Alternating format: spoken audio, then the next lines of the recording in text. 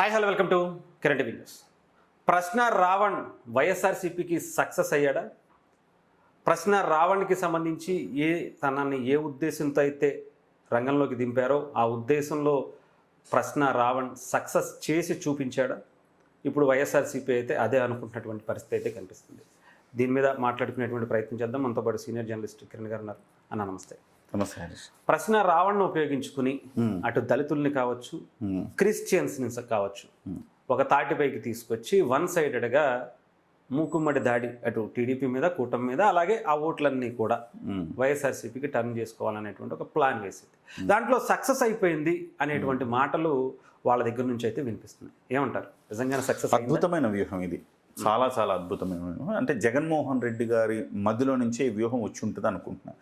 ఎందుకంటే ఇంత అద్భుతమైన చాకచక్యం కావచ్చు, రాజకీయ చతురత కావచ్చు, చాణక్యత కావచ్చు, ఇవన్నీ జగన్మోహన్ రెడ్డి గారిలో ఇన్బిల్ట్ ఉంటాయి. సో ఆయన నుంచే ఈ వ్యూహం వచ్చి ఉంటుంది. సో దళితులు, క్రిస్టియన్స్ వీళ్ళని ఒక కన్సాలిడేట్ చేసి 100% ఓట్లు ఆయనకే పడేలాగా చేసుకోవటం కోసం ప్రశ్న రావణ్ని ఉపయోగించాలని అనుకున్నారు. ఆ రకంగా ప్రశ్న రావణ్ ఉపయోగించారు. ప్రశ్న రావణ్ కూడా అద్భుతమైన పెర్ఫార్మెన్స్ చేశారు. పెర్ఫార్మెన్స్ చేస్తే చివరికి ఆయన ఏదైతే వాళ్ళు ఊహించారు, అరెస్ట్ అవ్వాలి, ఫైనల్లీ అరెస్ట్ అవ్వాలి. చాలా రోజుల నుంచి ప్రశ్న రావణ్ అరెస్ట్ అవ్వాలి అవ్వాలి అవ్వాలి చాలా కోరుకున్నారు. అని అంటే ఫైనల్ వాళ్ళ స్టెప్ ఏంటి? అరెస్ట్ అవ్వాలి. అరెస్ట్ అయితే దానికి సంబంధించిన సానుభూతి అంతా కూడా రావాలి. సానుభూతి అనేది బాగా వైఎస్ఆర్సీపీ ఒక వాళ్ళకు మాత్రం పేటెంట్ ఉండే ఇదనమాట. ఆ సానుభూతి రావాలి. తద్వారా దళితులు, క్రిస్టియన్లు, ఒక లాస్ట్ టైం కాపులు ఎట్లయితే పవన్ కళ్యాణ్ గారికి కన్సాలిడేటెడ్గా అయ్యి ఓట్లేశారు, ఆ రకంగా ఇప్పుడు కూడా వీళ్ళంతా ఓట్లు వేయాలనేది ఆయన అనుకున్నాడు. ఆయన అద్భుతమైన ఆలోచన, మేధావి శక్తి నుంచి వచ్చిన వ్యూహం ఇదని నేను అనుకుంటున్నా.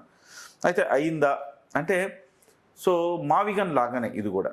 ఇప్పుడు మనం అమరావతి అద్భుతంగా డెవలప్ చేయాలనుకున్నప్పుడు మావిగన్ అనేసి నేను ఇది అద్భుతమైన స్ట్రాటజీ అని ఆయన చెప్పి వాళ్ళందరితో బలవంతంగా మావిగన్ అద్భుతం అద్భుతం అని చెప్పిస్తున్నారు. ట్రోల్స్ అవుతా ఉన్నాయి అవన్నీ బాగా. మావిగన్ అంటే మావిగన్కి ఎటు వెళ్ళాలండి, మావిగన్ బస్సు ఏ బస్సు ఎక్కాలండి అని ఆ పార్టీ నాయకులకు ఫోన్ చేసి అడుగుతున్నారట. చాలా దౌర్భాగ్యమైన పరిస్థితి. ఇంతకీ రాజధాని ఏదండి, మచిలీపట్నమా, విజయవాడ, గుంటూరా అని అడుగుతున్నారు. వాళ్ళకి చెప్పలేని పరిస్థితి ఏర్పడుతుంది. సో ఆయన వ్యూహాలు అట్లుంటాయి. మీకు అర్థమైంది కదా నేను ఎట్లా ఆయన వ్యూహాల గురించి ఏం చెప్పాను. సో అదే వ్యూహంతో ఇన్ని ఇవాళ ప్రయోగించారు. ఈ ప్రపంచంలో మెడకాయ మీద తలకాయ ఉన్నాడు ఎవడైనా, మెడకాయ మీద తలకాయ ఉన్నాడు ఎవడైనా 20% ఓట్ల కోసం 50%, 60% ఓట్లను కోల్పోతాడా ఎవడైనా? 20% ఓట్ల కోసం 60% ఓట్లను కోల్పోతాడా? జగనన్న కోల్పోతాడు. జగనన్న వ్యూహం, మేధోశక్తి ఆ రకమైందనమాట. 20% ఉన్నారండి ఓవరాల్గా. మీరు దళితులు, క్రిస్టియన్లు అందరూ కలగలిపితో ఒక 20% ఉంటారు అనుకుందామండి.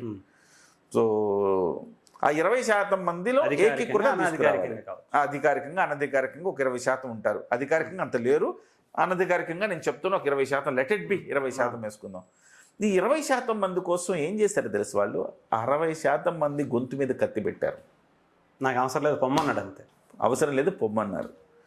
ఇవాళ వాళ్ళంత ఎఫర్ట్ పెట్టక్కర్లా. ఎందుకంటే దళితులు ఎప్పటి నుంచో స్వతంత్రం వచ్చిన తర్వాత నుంచి కూడా చూసుకుంటే కాంగ్రెస్ పార్టీకి ఒక ఓటు బ్యాంకుగా వస్తూ ఉన్నారు దళితులు. ఆ వస్తూ వాళ్ళు ఇప్పుడు కాంగ్రెస్ పార్టీ లేదు కాబట్టి వైఎస్ఆర్సీపీనే కాంగ్రెస్ పార్టీ క్యాడర్ అంతా కాబట్టి వైఎస్ఆర్సీపీకి వచ్చారు. కొత్తగా ప్రయత్నం ఏం చేస్తారు? సో కొంచెం వాళ్ళని సాటిస్ఫై చేసేయాలి. కానీ ఇలాంటి 15% క్రిస్టియన్స్ ఆల్మోస్ట్ జగన్మోహన్ రెడ్డి గారు క్రిస్టియన్ కాబట్టి ఆటోమేటికల్లీ క్రిస్టియన్స్ అంతా కొంత చేస్తారు. అంతోటి దానికి వీళ్ళు చేసింది ఏంటి తెలుసా? 60% మంది హిందువులకు ఒక జుగుప్స, కోపం, ద్వేషం, చికాకు కలిగించే పనులు చేశారు. అలాంటి పనులు చేసిన రావణ్ సనాతన ధర్మం అంటే ధర్మం అంటాడా వాడు? ఎంత నీచమైన వాడు యూజ్లెస్ ఫిలం. హిందువులను తిడతాడు, హిందుత్వాన్ని తిడతాడు, రాముణ్ణి తిడతాడు, కృష్ణుడిని, ఆచార వ్యవహారాలను అందరినీ నీచంగా మాట్లాడిన వెధవని వాళ్ళ వెనకేసుకొచ్చి వాడికి న్యాయ సహాయం అందించి వాడి వెనక ఓపెన్గా ముసుగు తీసి జగన్మోహన్ రెడ్డి గారు నిలబడ్డారంటే మనం అర్థం చేసుకోవచ్చు వాళ్ళు ఎంతటి దిగజారిపోయిన రాజకీయాలు చేస్తున్నారు. ఇవాళ సిగ్గుపోతోంది. వైఎస్ఆర్సీపీలో ఉండే హిందువులందరూ కూడా సిగ్గుతో తలదించుకుంటున్నారు. ఏంట్రా బాబు, ఈ యదవన సపోర్ట్ చేస్తున్నాడు, ఈ యదవ కోసమా ఆయన ఇట్లా చేస్తున్నాడు అని చాలామంది గిల్ట్ ఫీల్ అవుతున్నారు. మనం వైఎస్ఆర్సీపీలో ఉండలేక బయటికి రాలేక సతమతమవుతున్నారు నాయకులు. ఇవాళ ఇదేందన్నా ఇలా చేసావని అడుగుతున్నారంట. ఇదేందన్నా ఇంత దారుణమైన స్ట్రాటజీ, ఈ స్ట్రాటజీతో మనం 50% ఓట్లు కోల్పోతున్నాం కదా, ఎట్లా గెలుస్తామన్నా? మావిగన్ అంటే ఎట్లా గెలుస్తాము? ఇట్లా దళిత క్రిస్టియన్లకు మద్దతు ఇవ్వచ్చు. దళిత క్రిస్టియన్ల సమస్యలు మీరు ప్రస్తావించండి. ఇప్పుడు క్రిస్టియన్స్ పార్లమెంట్లో పెట్టండి, అసలు క్రిస్టియన్ సమస్యలు ప్రస్తావించండి, లేకపోతే దళితుల సమస్యలు రెండు కలపద్దు. దళిత క్రిస్టియన్లను కలపద్దు, వేరువేరుగా చూడండి. క్రిస్టియన్ల సమస్యలను మీరు ప్రస్తావించండి, దళితుల సమస్యలను మీరు ప్రస్తావించండి, వాళ్ళ అభిమానాన్ని చూరగొనండి. అంతే తప్ప ఒకళ్ళని సాటిస్ఫై చేయడం కోసం ఇంకొకళ్ళని తిట్టించి నీచంగా తిట్టించి, అది కూడా నీచంగా తిట్టిస్తే ఆ వర్గం ఓట్లు మీకు పడతాయా? సిగ్గు శరం ఉన్న ఏ హిందూ అయినా జగన్మోహన్ రెడ్డి గారికి ఓటేస్తాడా? నాకు సిగ్గు లేదు, నేను శరం లేదు, నాకు ఆత్మాభిమానం లేదు, నాకు ఆత్మగౌరవం లేదు, నేను అసలు మనిషినే కాదు, జగన్మోహన్ రెడ్డి బానిసని అనుకునే హిందూ వేస్తాడు.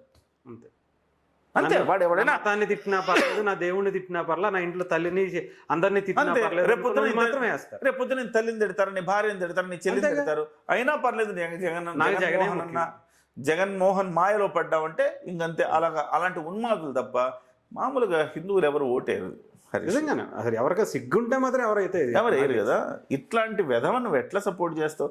సపోర్ట్ చేసేవే అనుకో, నువ్వు అంతర్లీనంగా వాడికి డబ్బులు పెట్టావు, పంపింగ్ చేసావు, వాడిని సపోర్ట్ చేసావు అంతా. ఇలాంటి కేసు వచ్చినప్పుడు మీదేసుకున్నామంటే చూసావు, దీని అర్థమైపోతుంది. ఇది కేసు మీదేసుకుంటాడు, తర్వాత సాయి కృష్ణాది మీదేసుకుంటాడు 23 కేసులు, తర్వాత సీదిరి అప్పలరాజు కొడుకు గుద్దేస్తే మీదేసుకుంటాడు, తర్వాత డోర్ డెలివరీ చేసిన మీదేసుకుంటాడు. ఏం చేస్తాడు? ఎవరో దొరికిపోయి ఒక కానిస్టేబుల్ పడిపోతే అక్కడికి వెళ్ళి పరామర్శించాడు, గంజాయి బ్యాచ్ని పరామర్శించాడు. చాలా క్రిమినల్స్ కోసం లేకపోతే ఈ లంపెన్ శక్తుల కోసం ఉన్నావా నువ్వు అని అర్థం కావట్లా.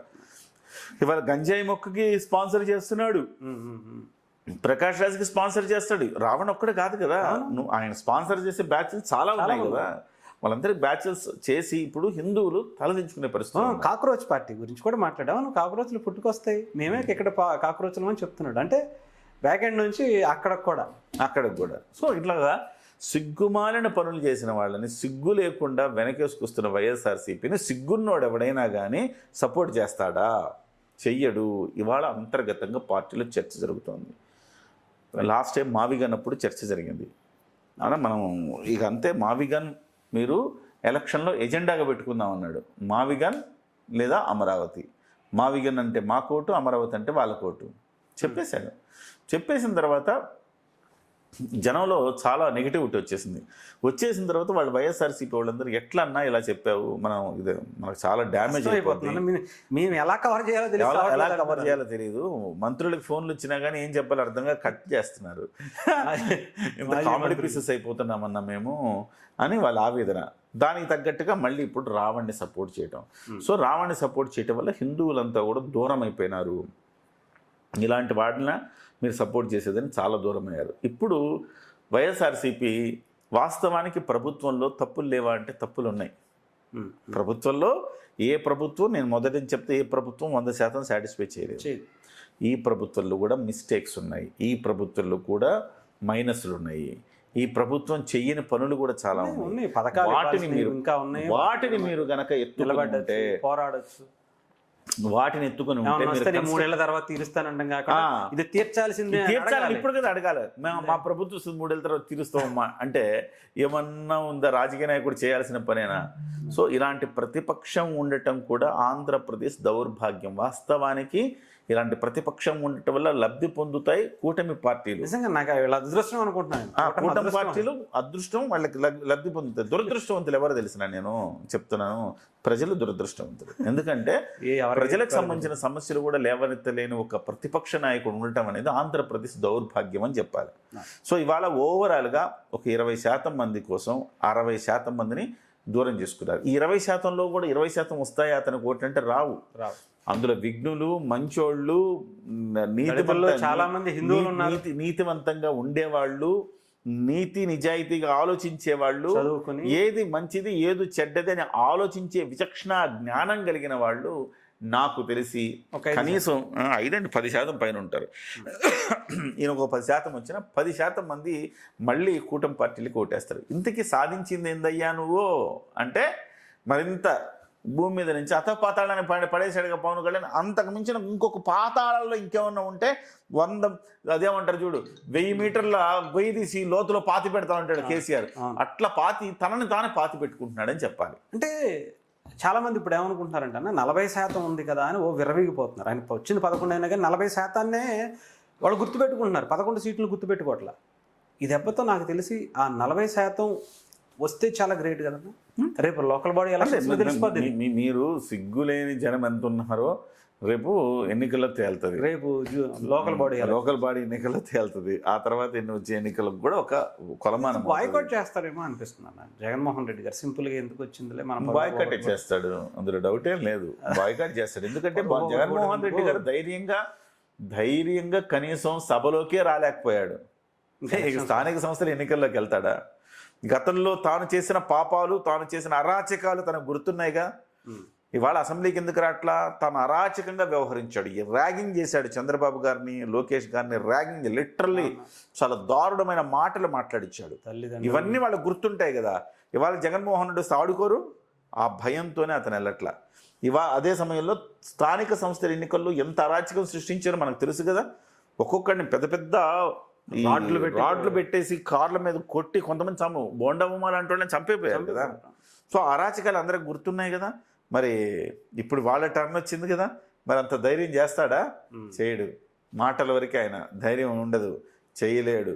సో స్థానిక సంస్థల ఎన్నికల్లో కూడా పలాయనం చిత్తగిస్తాడు.